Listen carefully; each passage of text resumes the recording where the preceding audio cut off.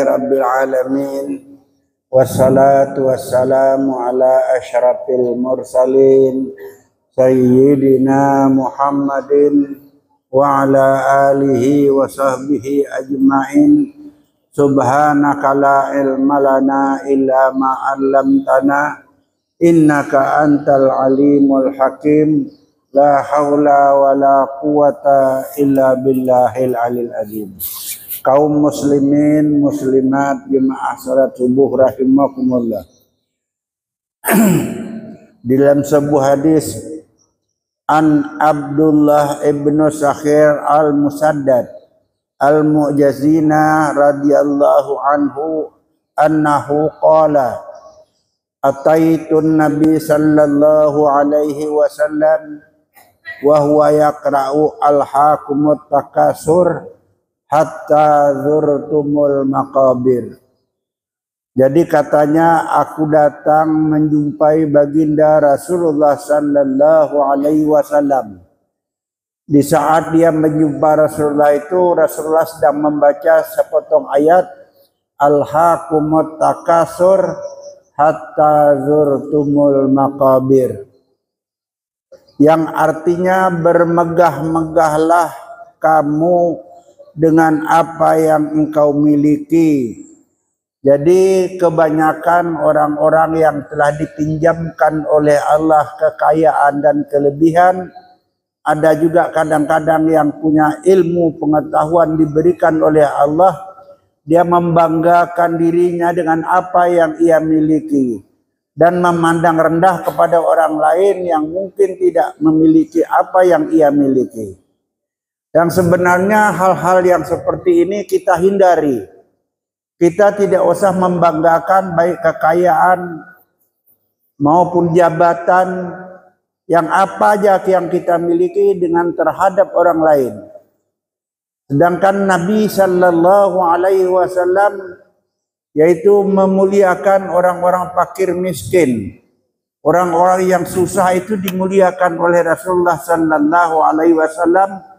Sebagaimana dikatakan wa yuhibbul fuqara wal masakin wa yajlisu ma'ahum.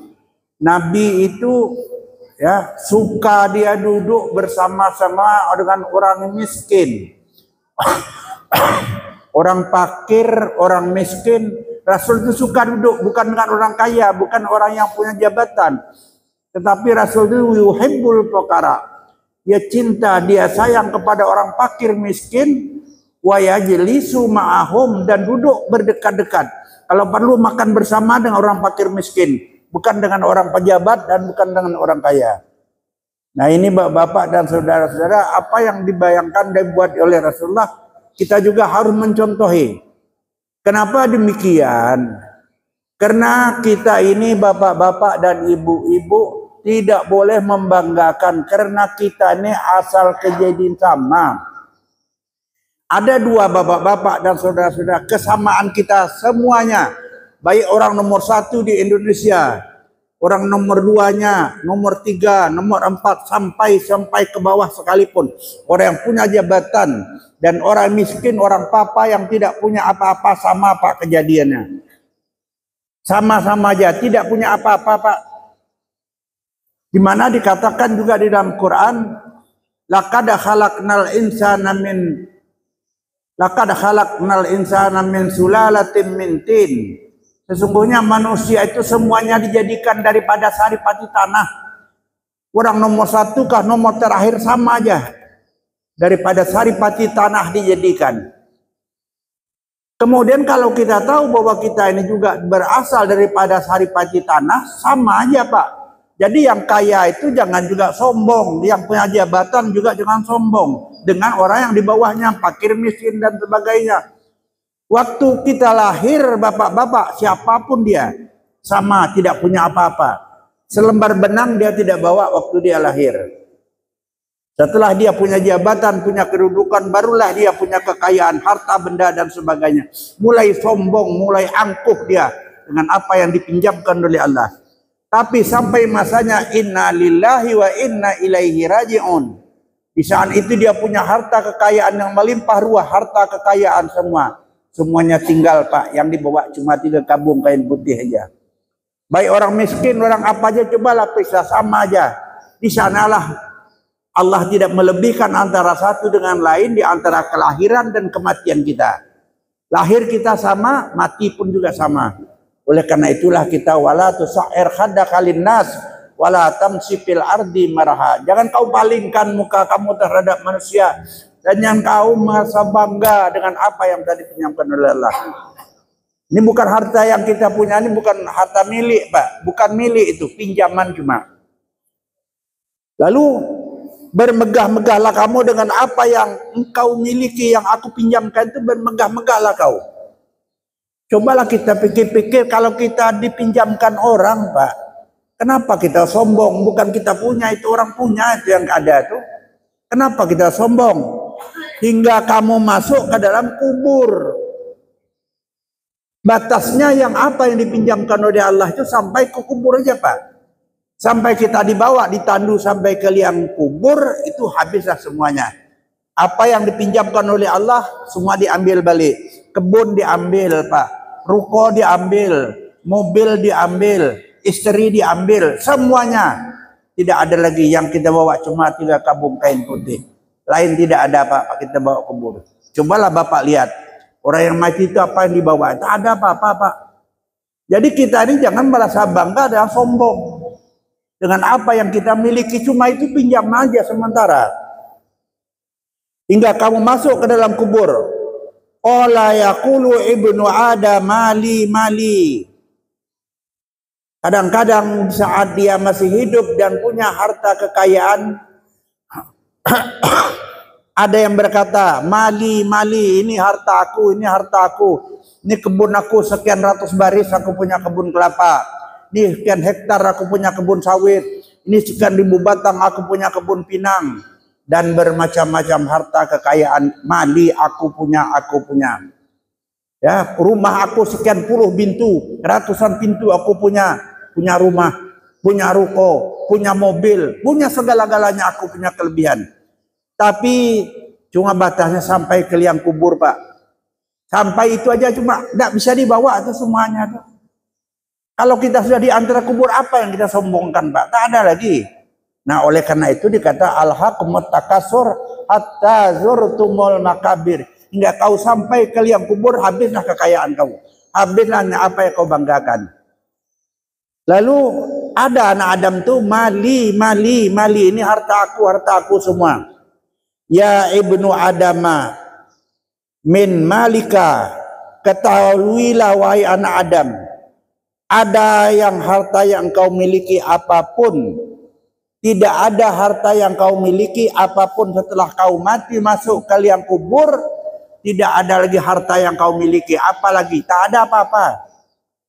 Tak ada apa-apa kita kalau kita ada masuk liang kubur Pak. Tak bisa dibanggakan, apa yang kita banggakan lagi. Tidak ada harta yang engkau miliki, apapun yang engkau makan ia akan habis. Kalau kita pikir Pak, di saat kita masih hidup ini, apa yang kita makan ini semuanya akan habis Pak. Dan apapun yang kamu pakai ia akan hancur. Baju yang saya pakai sekian juta harganya Pak, kain yang saya pakai sekian juta harganya, itu nanti akan hancur itu. Tak bisa bertahan lama dia.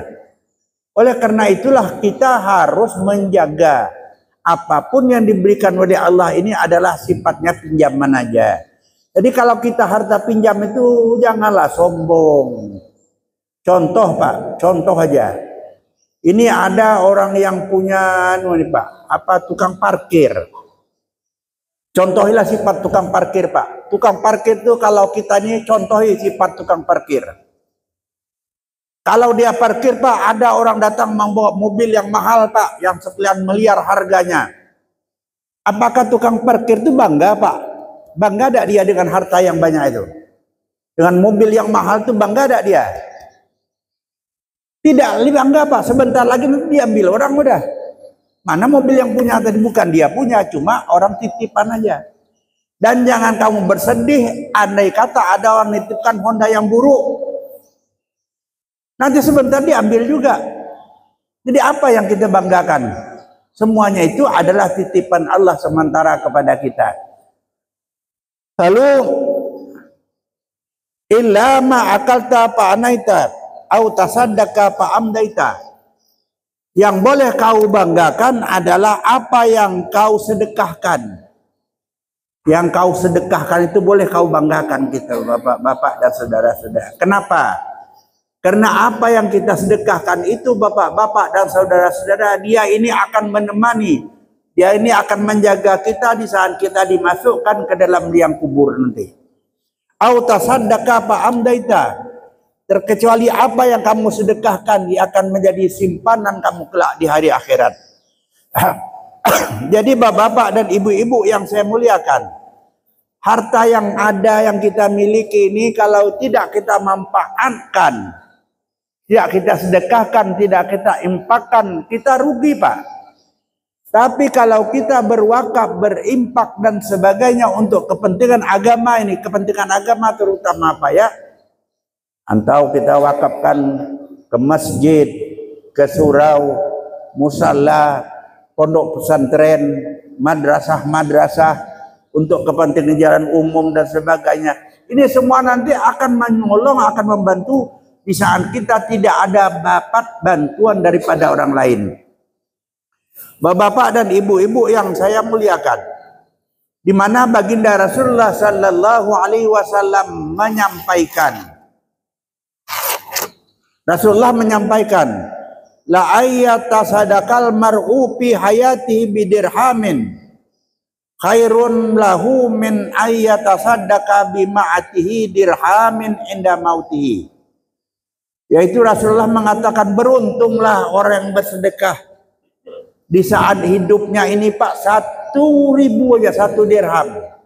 Kita berwakaf untuk kepentingan agama di masjid disuruh 1.000 aja Pak. Kebetulan kita pergi ke masjid, baik sembahyang zuhur maupun sembahyang asar, ada nanti orang berkeliling minta duit Pak, kita masukkan 1.000 rupiah. Ini paling beruntung Pak. Kita punya harta walaupun sedikit, itu beruntung.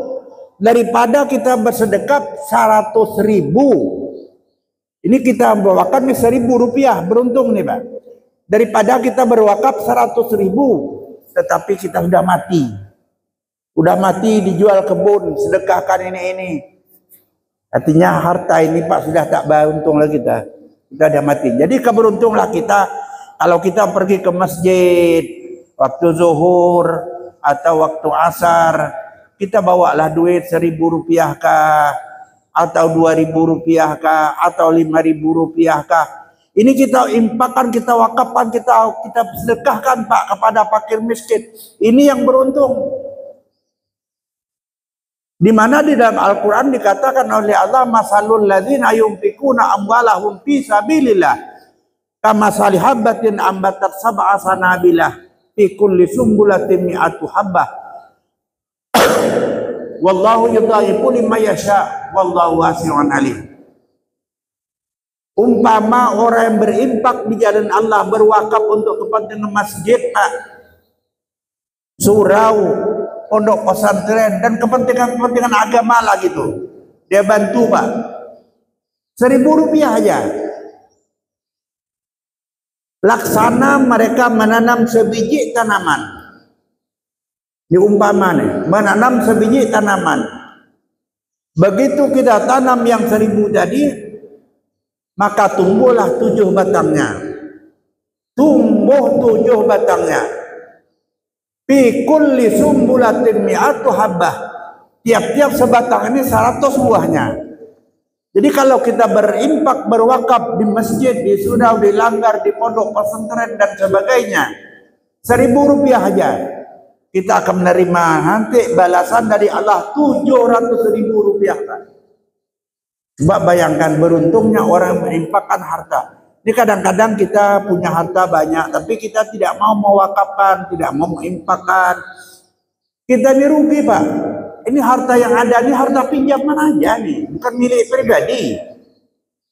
Bapak punya gedung, punya rumah, punya ruko, punya mobil, segala. Itu titipan aja, titipan aja. Selama kau masih hidup, kata Allah, pakailah. Pergunakanlah sebaik-baik. Kalau kau mempergunakan dengan secara baik, kau akan beruntung. Tapi kalau kau tidak mempergunakan secara baik, kau akan orang merugi. Oleh karena itulah bapak-bapak dan ibu-ibu yang saya muliakan, kalau harta yang ada pada kita itu kita infakkan ke jalan yang benar, maka kita akan merasa keuntungan. Bapak-bapak dan ibu-ibu yang saya muliakan, di dalam sebuah hadis dikatakan oleh Rasul, wa kaswatul qalbi min kasratil dzunub. Orang yang keras kepala, tidak mau berinfak dan tidak mau bersedekah, ini adalah orang yang kasratul qalbi, yaitu orang yang keras kepala, Pak, keras hati, keras kepala. Jadi tidak mau sedekah harta, sayang terus, Pak.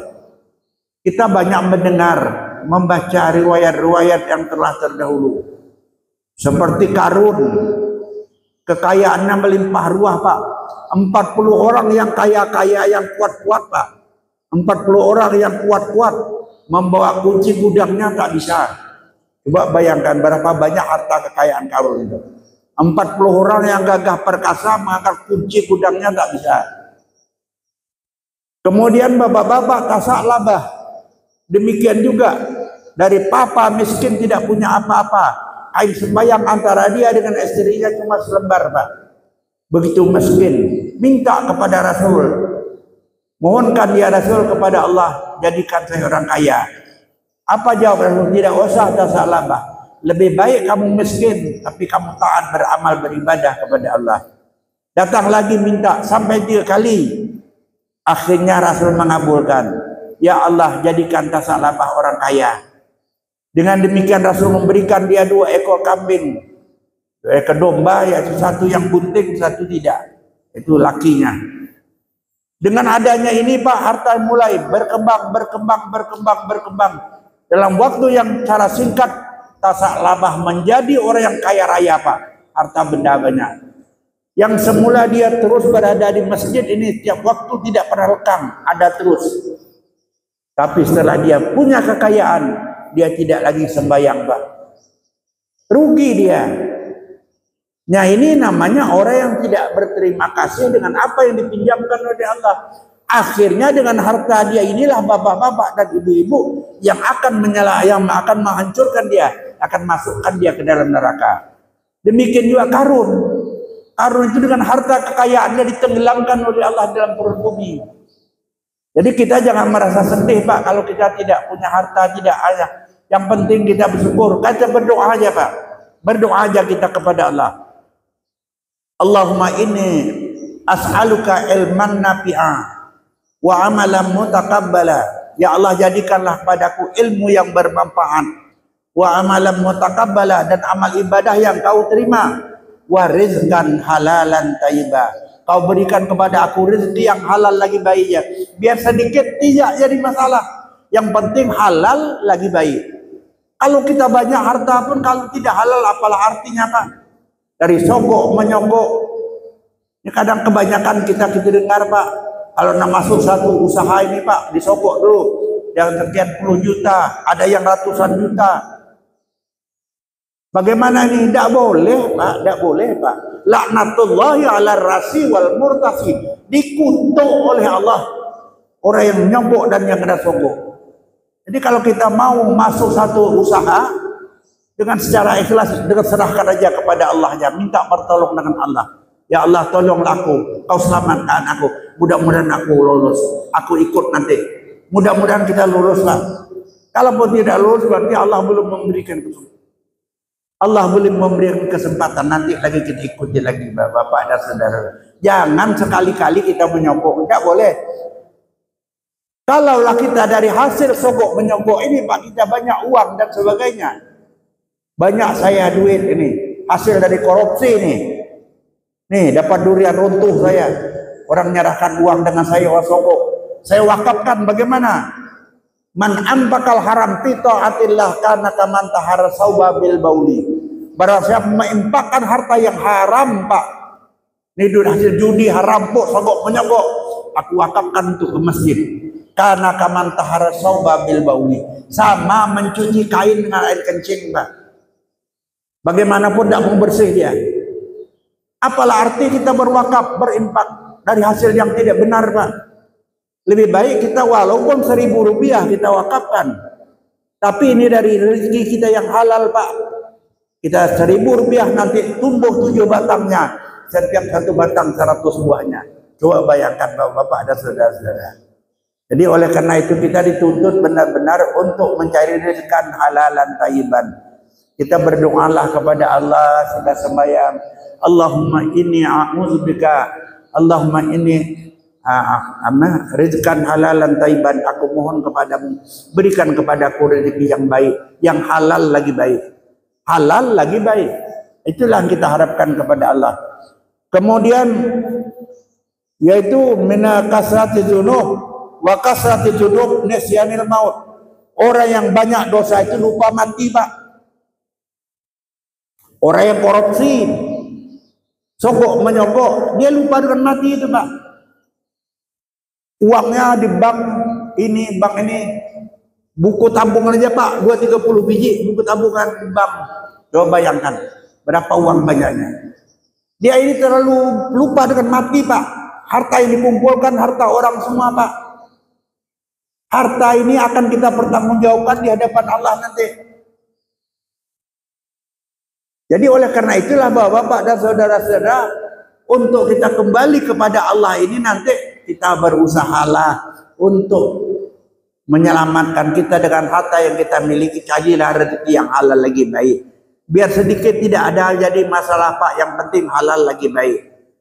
Baginda Rasulullah sallallahu alaihi wasallam di saat dia diisyrakan dan dimi'rajkan oleh Allah Subhanahu wa taala, dia mohon kepada malaikat untuk masuk ke dalam neraka. Melihat ini, setelah baginda Rasulullah masuk ke dalam neraka, ke dalam surga, bukan neraka, Pak ya, masuk ke dalam surga, maka dilihat oleh Rasul itu di dalam surga itu paling banyak orang miskin, Pak.